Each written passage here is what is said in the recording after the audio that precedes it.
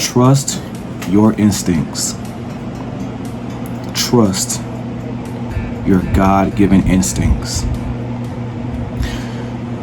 My name is Derek, and I am here on this video to talk about not my brother's killer. He has yet to be indicted completely. He has yet to be punished for what he's done. So I don't know how much I can talk about that. But I am here to talk about me finding out about my brother, the one you see behind me. Me finding out about his death on April 18th. Up until now, there has been a lot that's happened. I'm not going to say any names. I am going to refer to people, but I will not say any names because these people could sue. I'm going to be using the word allegedly a lot because these people can sue. But I know that I'm speaking the truth.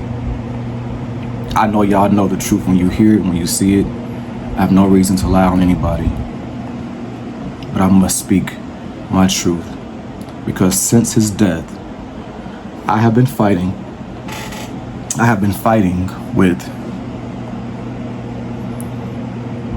his adopted mom, our adopted mom.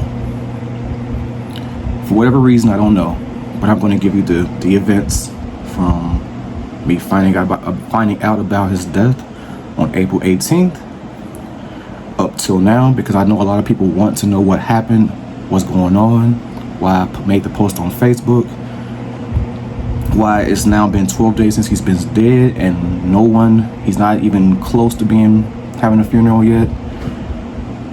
There's a lot that's happened. And so I want y'all to know. And I figured I'll make a video on my YouTube page to talk about what happened. Here we go. April 18th will go down as the worst day of my life. I got a call. I had been getting a call the whole morning from my nephew, whose name I will not say, and his mom. And I'm like, man, they blowing me up. Now, I didn't know what was going on, but I was having one of those mornings where I didn't feel like talking. I had to make some ribs that day. And so I wasn't answering, but they kept calling and calling and calling. So I answered around 12 something to kind of see what was going on, and it was my nephew. He was like, Uncle, hey. And I was like, hey man, what's going on? You all right? He said, yeah.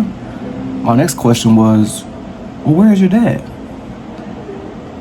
And his words, what he said next, changed my life. He said, my dad is dead. I said, what? What did you just say? He said, my dad is dead. His mom gets on the call and said, yeah, Derek, he's gone. There were some other things that happened after, some other things I said and she said afterwards that I can't say. But my heart shattered in two. If you knew me and my brother, our relationship was not perfect. But it worked for us. We had our own way of handling our problems, our beefs. We never let each other get too far from each other without checking on each other, loving on each other. And we knew each other our entire lives. Well, I knew him his whole life. I'm a year and a half older than him, although he tried to act like he was the older brother. Nah, I was the oldest, but let him tell it, he's the oldest. But this is a person who I spent my whole life knowing and being around and going through things with. I had to help raise him. I was given custody of him at the age of 18. He named his son after me. And his son told me that he was dead. My heart shattered. And I called my wife. Told her what was going on. She was out at an appointment. Called her, told her what was going on. She rushes back home. I'm devastated. Next call I make is to my adopted mom. I tell her what was going on, and her first words to me was, "You were supposed to protect him. You were supposed to protect him." I don't know if you've ever gotten news or had to share news like that about someone before, but to hear those words as if you were at fault initially devastated me even more. She hangs up, I hang up, I'm still broken. That was day one. Well, no, that was not all the way day one. There were other things that happened, but for the sake of the video and me not knowing how the case is going to go, I will save that till after the case is complete. That was day one.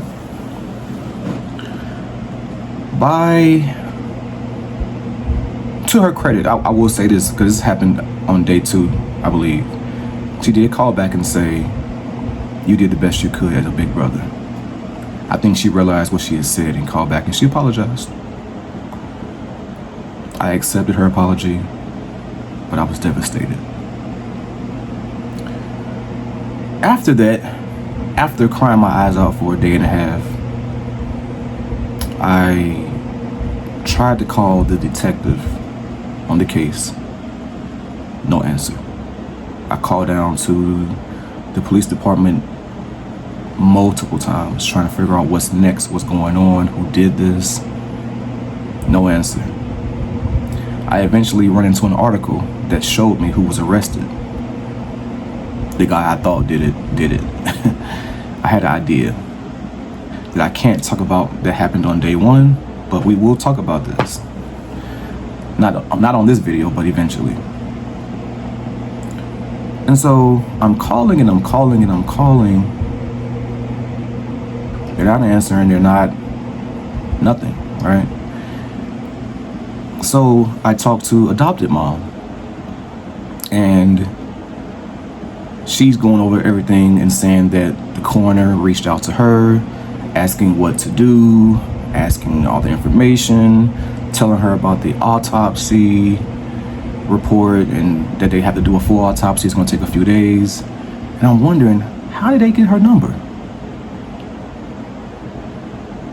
How did she become the point of contact with someone who my brother didn't talk to for 2 years? Who gave them your number?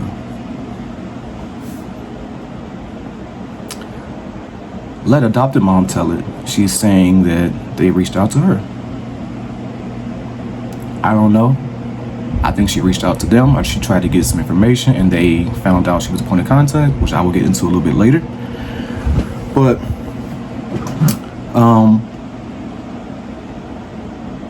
she's telling me about all this stuff. And I'm like, okay, well, I said, keep me in the loop because I would like to know what happened to my brother.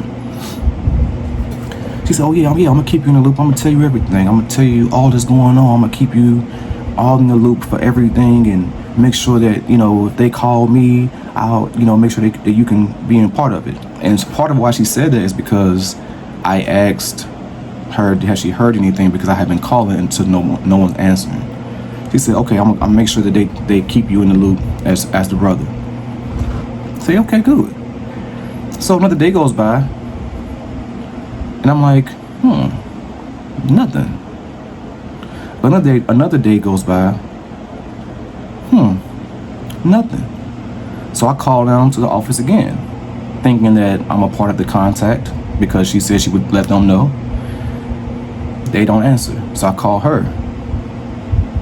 She said, yeah, you gotta be patient. The detective called me and told me to just be patient, that they're working on the case and, there's an autopsy going and, just all this kind of stuff. I'm like, okay, I'll be patient.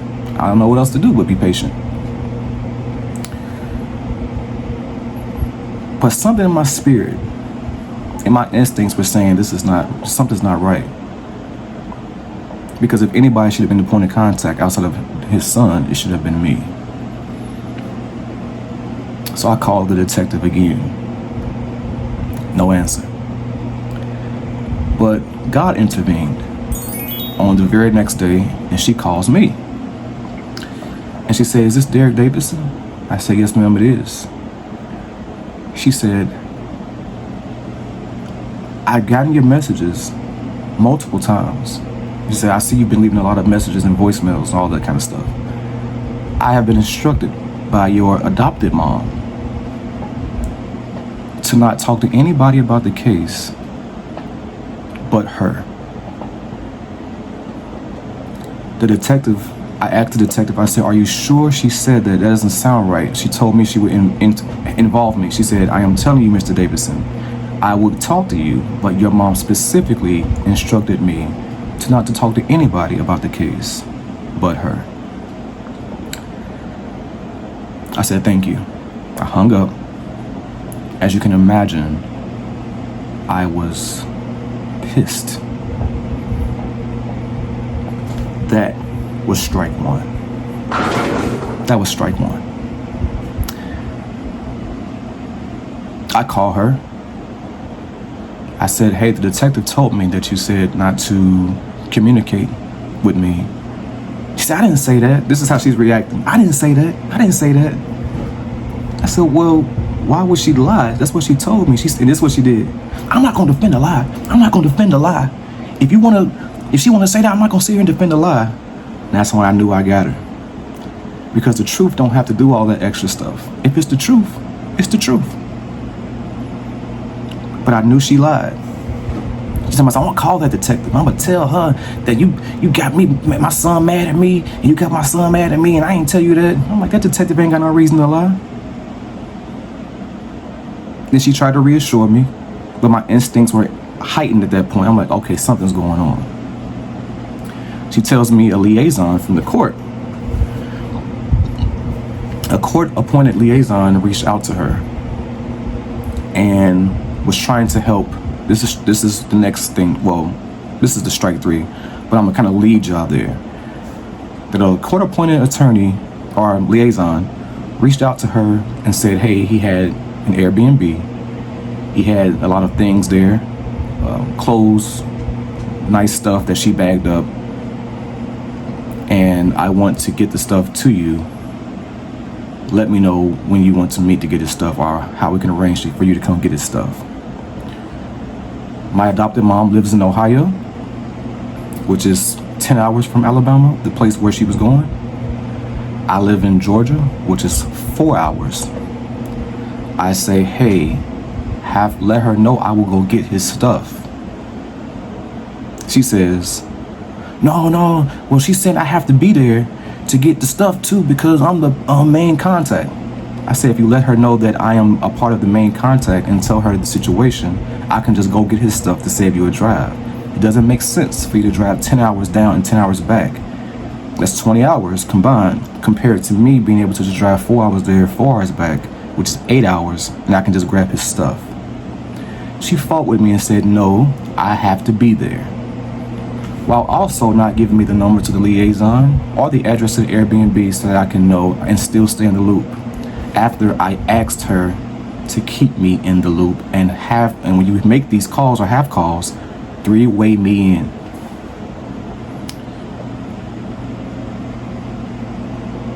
She never did.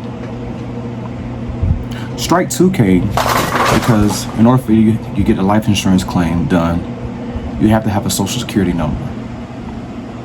This was the second red. I had all these red flags going off. As you can see, all these different things are happening simultaneously, day after day. I called down to the insurance company. They say, "Hey, we need a social to be able to pull up his policy." I called to try to get his military honors. They're saying, "Hey, we need a social to get his DD-214 to take care of his military honors." I'd asked the adopted mom, "If you have his social, please get that to me so I can call and take care of the other things that you are not doing, which is his honors, his life insurance, his benefits, all these different things that when people die that's in the military, you are privy to, but they want to be sure." After 4 days of waiting, she never gave it to me. Now, I found it through a source that I will not talk about. I was able to get his social security number. But for 4 days, she found herself busy. Every time I called her, she would say, "Don't rush me. Don't keep calling me. I'm out right now. I don't have time to talk. I don't have time to talk. I'm doing something. I will get back with you when I get a chance." And the days are rolling by, waiting on a social security number that I don't believe she ever looked for. Or maybe she has, but she wouldn't tell me. That was strike two. Strike three, oh, trust your instincts, people. Trust your instincts. Strike three came because, well, after all this, I called her family and I let them know that I am willing to take this to a different level of disrespect and involvement police. And, well, I didn't tell them the police part because she is not involving me in this situation. And she had not talked to her adopted son in 2+ years. He could not stand her. He would have never made her a point of contact for anything. And she's trying to take over, told me that I got this. After assuring me that we would partner with this, her last words before I called her family was, "I got this." Her family said they were going to reach out to her and let her know to let me take the reins on this situation, that she should take the back seat because Darius was my brother and I was the closest to him. Multiple people said they had a conversation with her about this. That was last Saturday. Look how far we've come from April 18th to Saturday. Last Saturday was April 25th. So a week has passed and all this has transpired. That was Saturday. She didn't call me after her family told me they had these conversations with her. She never called me. So strike three comes on yesterday, Tuesday, April 28th. I call her because I'm thinking, you know what? I know what my instincts are saying, that something's fishy going on, but I can't prove it, and I'm trying to handle this in the most peaceful way possible. So I call her, and she gives me all these different details about how he's going to be shipped, all these different details about how this is going to be taken care of, and this is taken care of, stuff I wish I'd have known. Now, to her credit, she did call me a couple times, but I was asleep once, and the second time I was so angry I could not answer the phone. So she may have been trying to tell me these things. One, I can't do anything. I was knocked out. The second one, I will say I didn't answer on purpose. But after Saturday, when I had the conversation with her saying that if you do not get this taken care of by Tuesday, I will take this to a different matter, she never reached back out to me. And so Tuesday, I call her, make sure I'm staying on timeline. Tuesday the 28th, I called her that morning, and I said, hey, she tells me all the things that's going on.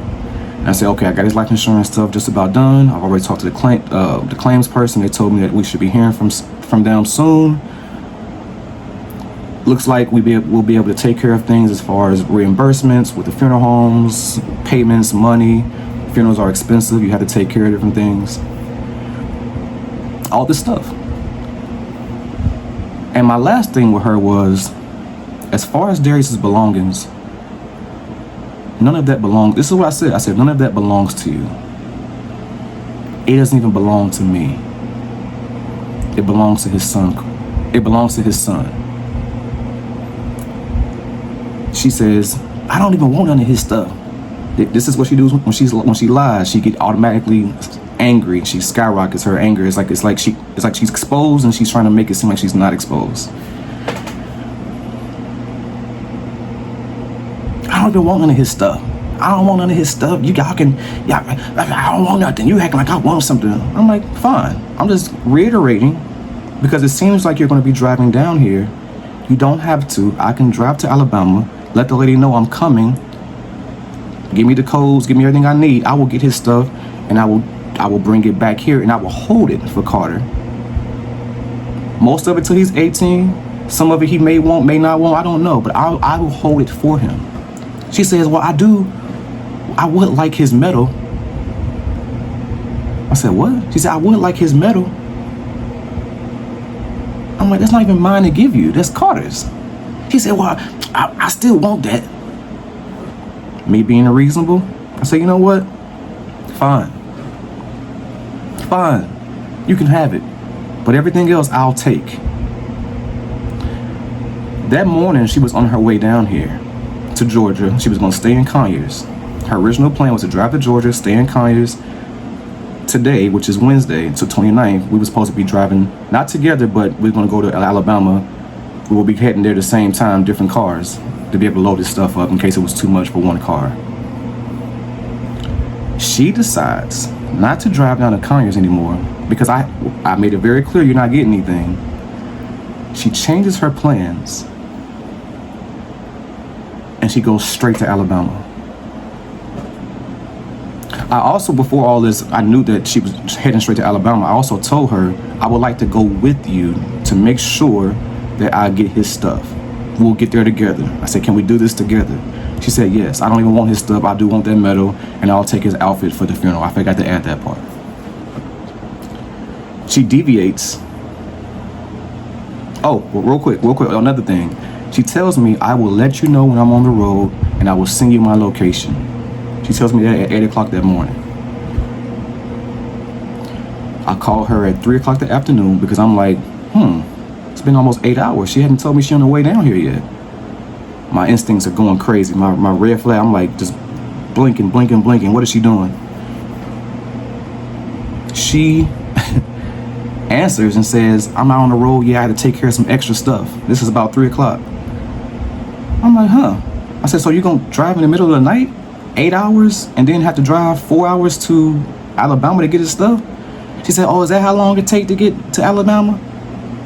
I was like, yes. I said, are you still coming? Like, in my mind, I'm not registering that she's about to make these plans to head to Alabama. She's going to head straight to the Airbnb. She said, oh, yeah, I'm going to make sure I let y'all know. I'm going to let y'all know. Nothing. Around 10 o'clock that night, something stirred me up in my spirit. I got knots in my stomach with thinking that something's about to happen, something's going wrong. So I called her cousin. And I said, hey, have you heard from my adopted mom? He said, yeah. She said she's on the way down. I said, oh, okay, so is she gonna, she gonna ride with you? Are you gonna ride with her to Alabama tomorrow? He said, no, she's actually heading straight to Alabama. She gonna sleep at the Airbnb. I said, are you serious? He said, yeah. He tells me to reach out to her. I call her and I said, hey, what you doing? She said, oh, I'm on the road driving through rain and it's raining so bad. Lord have mercy. I said, I heard that you were heading straight to the Airbnb.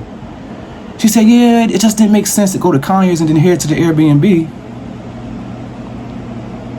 Now, mind you, she never told me when she was on the way, never shared her location. I asked her, well, where are you? She said, I'm on Thornton. That's taking me some road that I've never been on before. Okay, where are you?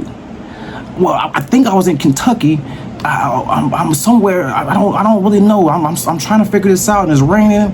I said, send me the address. I'll meet you there. That way, you're not there by yourself. He said, well, I gotta pull over to do that. Just give me a minute. She pulls over. She sends me the address. I said, I will leave here in 2 hours, and I'll be heading there. I said, I'll be leaving in 2 hours. It takes 4 hours to get there. She's saying, okay, well, we'll probably be getting there around the same time. I believe she was almost there or close. So I put my clothes on, I pack a bag, I kiss my wife, and I head straight out. I get almost about an hour into my ride, and the car starts acting up. Car doesn't act up. I drive it every day, dang near every day. Never had the issues. I pull into the racetrack, I get some oil, put it in there, thinking maybe okay, just need some oil. I get back in the car. I fully intend to keep traveling. I only had 3 hours left to get there. Still no calls from her, nothing. The car starts acting up. I pull back into the racetrack. I sit there for a while, talking to my wife, and I told her, baby, I'm just gonna bring the car home because I'm not gonna drive another 3 hours to where I have to go, and the car is not acting right. As soon as I made the decision to get back home and jump on 85 North, the car started working as if nothing was wrong with it. Did you hear what I just said? The car started working when I was heading back home as if nothing was wrong with it. I talked to Prophetess, my friend, my family. She said immediately there, God was trying to protect you from something. I can't imagine what I was being protected from because I was just trying to get my brother's stuff. And I know that if she had got there before me, she would take what she thinks she could have and hide it, and then let me get whatever she thought was left. She had an intention to take what she wanted because she knew if I was there, she wouldn't be able to do that, which is why she didn't alert me. Which led to the Facebook post. Y'all, I am not a mean person. I am not an angry person. I am not a person of vengeance anymore. I have been delivered from vengeance, although I do feel it all the time. I am not a person to want to expose and hurt people. But this woman, this adopted mom, is not only evil, she's a master strategist, a manipulator, and a liar.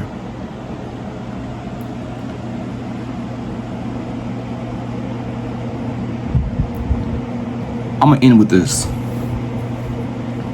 My Facebook is Derek Davison. My Instagram is giftedruler_10. That's giftedruler_10.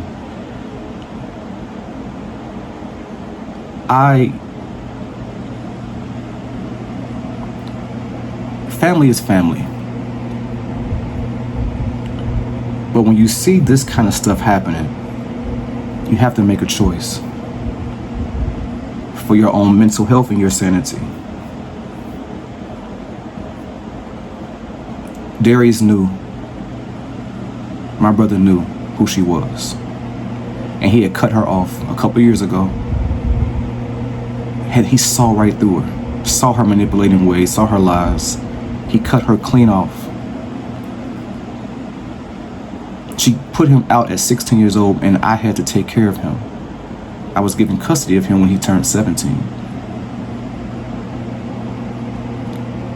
For her to do this, for her to go behind my back, for her not to include me, for her to lie, for her to scheme and do what she's done, I will forgive this, and I have forgiven this, but I can't ever deal with this woman. She is disrespecting his legacy, and she has disrespected me, and she is taking his son's stuff. If you have family members who are like this, you cannot fix them. You have to remove yourself from them.